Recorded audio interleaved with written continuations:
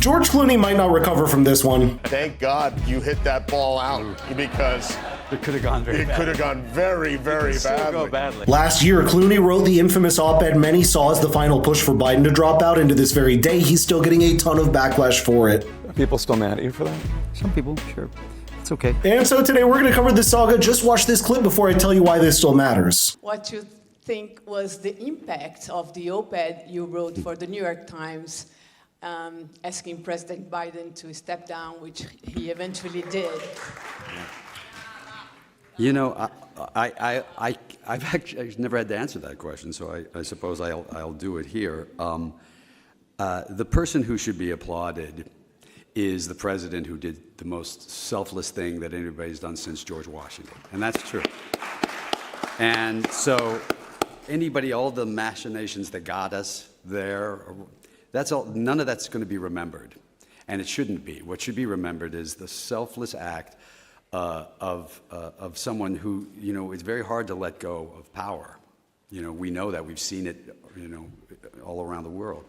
And for someone to say, I think there's a better way forward, that's all the credit goes to him, and that's really the truth. And all the rest of it will be long gone and forgotten. And so I'm just very proud of where we are in the state of the world right now. For context, this was the first time Clooney shared his comments after his New York Times op-ed, and now that we've learned more about what might have been going on behind the scenes of the Biden White House, George's sudden push to move past everything that happened before Joe dropped out feels a bit bizarre. It's almost as if he's trying to hide something. Just to refresh your memory, in his hit piece, he wrote things like, quote, "As Democrats, we collectively hold our breath or turn down the volume whenever we see the president whom we respect to walk off Air Force One or walk back to a mic to answer an unscripted question." He even warned, "We are not going to win in November with this president. On top of that, we won't win the White House and we're going to lose the Senate." A couple of weeks after this press conference, Clooney went on Jimmy Kimmel's show where he received endless praise for his bravery and seemed somewhat proud of himself.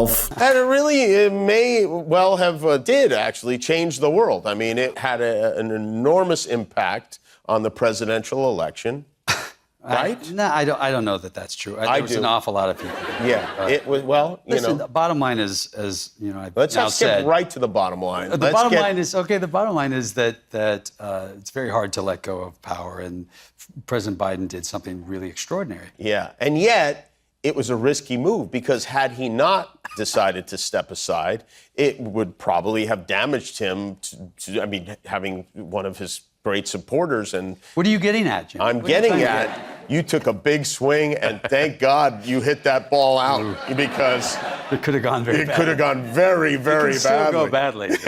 Well, listen, I don't know. I mean, it seems to be going pretty well right now. I wouldn't be surprised if Kimmel still wakes up in a cold sweat thinking about this moment. But then again, smart political commentary was never really a strong suit. This kind of smug arrogance is exactly what cost the left so dearly in the past election. They treated everyday voters like a bunch of NPCs, hoping no one would notice their not-so-democratic moves. After everything was said and done, many people on the left saw Clooney as the reason for their loss and started criticizing him, and the backlash got so massive a source close to him told the Daily Mail he thinks it's completely unfair to try and make him the scapegoat for her loss, adding, quote, "He is going to take a step back for now. He feels very disheartened." But in more recent interviews, George is trying to act like we have goldfish memories. For instance, this is how he tried to spin it during an interview with CNN. You yourself did something that a lot of people would call brave when you wrote your op-ed.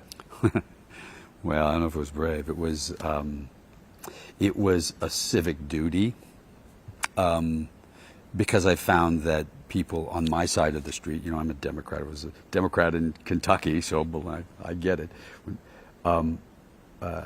When I saw people on my side of the street not telling the truth, I thought that was time to... Are people still mad at you for that? Some people, sure.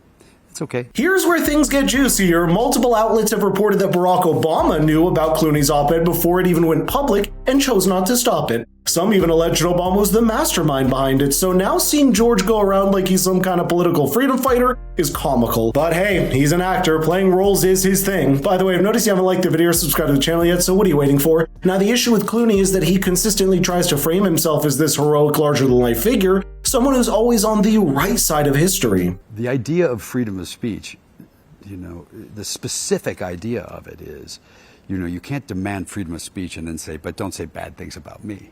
Right. That's the deal. You have to take a stand if you believe in it.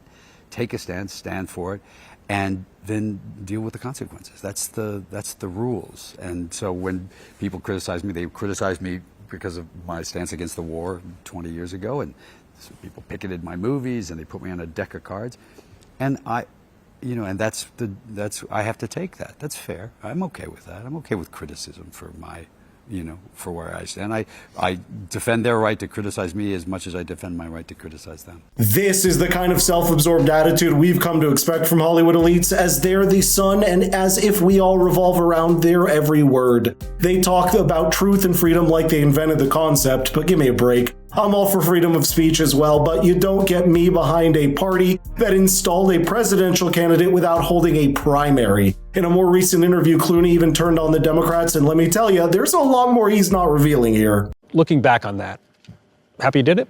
Yeah. I'll make it kind of easy. I was raised to tell the truth. I had seen the president up close for this fundraiser, and I was surprised. And so I feel as if there was a lot of profiles in cowardice in my party through all of that. And I was not proud of that. And I also believed I had to tell the truth. Only half the truth, really. According to Jake Tapper's new book, Biden did not recognize Clooney at a Los Angeles fundraiser the actor hosted for the president during the 2024 presidential campaign. Mind you, this was a major fundraiser, so as much as Clooney wanted us to think he's some selfless hero doing what's best for the country, I'm not gonna buy it. The time of his move to oust Joe was opportunistic at best, and after he faced massive backlash, he suddenly tried to rewrite the story like he's the guy who gave it all. Let's be real, no one asked for a detached Hollywood celebrity to start pulling the strings in the middle of a national election. And to wrap this up, we have a satisfying moment from the Kimmel appearance, and it's safe to say, this aged like milk. Yeah. Trump is a big fan of yours. I don't know if you've seen this, but he posted in July. So now fake movie actor George Clooney... Yeah. He doesn't know that movies are fake, does he? I don't think so. Who never Hannibal came Lecter close is to making a great movie, is getting into the act. He's turned on Crooked Joe like the rats they both are. What does Clooney know about anything, says the host of Celebrity Apprentice. Clooney should get out of politics and go back to television. Movies never really worked for him. I will if he does.